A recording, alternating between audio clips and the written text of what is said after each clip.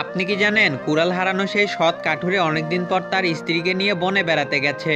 কাঠুরের স্ত্রী সেই নদীটি দেখতে ইচ্ছা প্রকাশ করলো। নদীর ধারে গিয়ে হঠাৎ তার স্ত্রী পানিতে পড়ে ডুবে গেল। কাঠুরে কান্না শুরু করেছে। তার কান্না শুনে আবারও জলপরি এলো। তারপর জলপরি অতি রূপবতী রাজকন্যার মতো এক মেয়েকে পানি থেকে তুলে বলল, এ কি তোমার স্ত্রী? কাঠুরি বলল, জি, এই আমার স্ত্রী। জলপরি বলল, ভালো করে দেখে তারপরে বলো। কাঠুরে বলল, আর দেখতে হবে না, এই আমার স্ত্রী।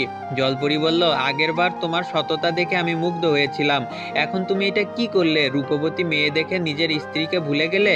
তখন কাঠুরে বলল, আমি বাধ্য হয়ে বলছি, এইটাই আমার স্ত্রী।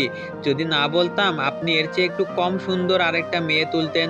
আমি যদি বলতাম এই মেয়ে না, আপনি সর্বশেষে আমার স্ত্রীকে তুলতেন এবং আগের বারের মতো তিনজনকেই আমাকে দিয়ে দিতেন। এই কারণে প্রথমবারেই বলছি, এইটাই আমার স্ত্রী। আমি নিতান্তই গরিব মানুষ, তিন বউকে পালবো কিভাবে? আর একটা বউকে সামলাতে পারি না, সেখানে তিনটা বউ হলে তো আমাকে নদীতেই ঝাঁপ দিয়ে আত্মহত্যা করতে হবে।